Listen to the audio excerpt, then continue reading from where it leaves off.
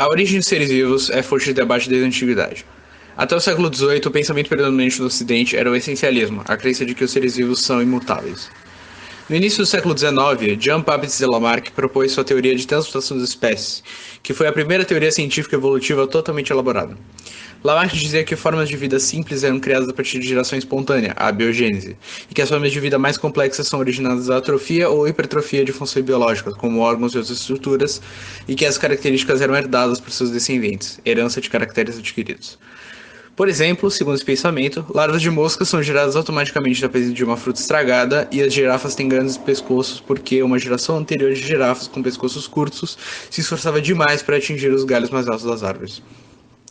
Em 1858, Charles Robert Darwin e Alfred Russel Wallace publicaram uma nova teoria evolutiva que foi explicada em detalhes no livro de Darwin, A Origem das Espécies, de 1859.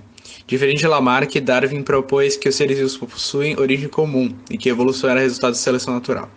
Com os estudos de Gregor Michael Mendel sobre genética, fica evidente para a comunidade científica que as características de um ser vivo são determinadas através de genes hereditários, como mesmo havia demonstrado com seus experimentos envolvendo ervilhas. Analisando o código genético dos seres vivos, é possível reconhecer grande semelhança de uma espécie para outra, indicando um ancestral comum, como dissera Darwin. A combinação da genética com a teoria da seleção natural hoje representa a síntese moderna evolucionista, explicando que a evolução se deve à transmissão e mutação genética combinado com o favorecimento do ambiente a características biológicas favoráveis. A seleção natural consiste basicamente no favorecimento de características desejáveis pelo ambiente que a espécie se encontra. Por exemplo, imagine que há uma espécie de pássaro que seja azul. Esses pássaros têm dificuldades para se camuflar entre as folhas verdes, sendo alvo fácil para predadores. Agora imagine que um desses pássaros consiga chegar até a fase adulta e se reproduzir. Dois de seus filhotes são azuis, como ele. Um deles, porém, é verde, pois houve mutação dos genes que determinam o pigmento de suas penas. Um dos novos pássaros azuis morre antes de reproduzir, pois foi comido por uma cobra. O pássaro verde e seu outro irmão azul se reproduzem.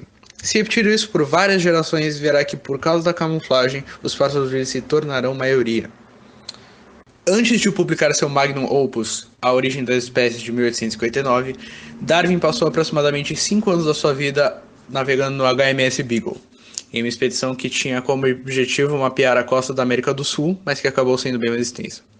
Darwin encontrou na América do Sul diversos fósseis de animais extintos, como megateres e gliptodontes.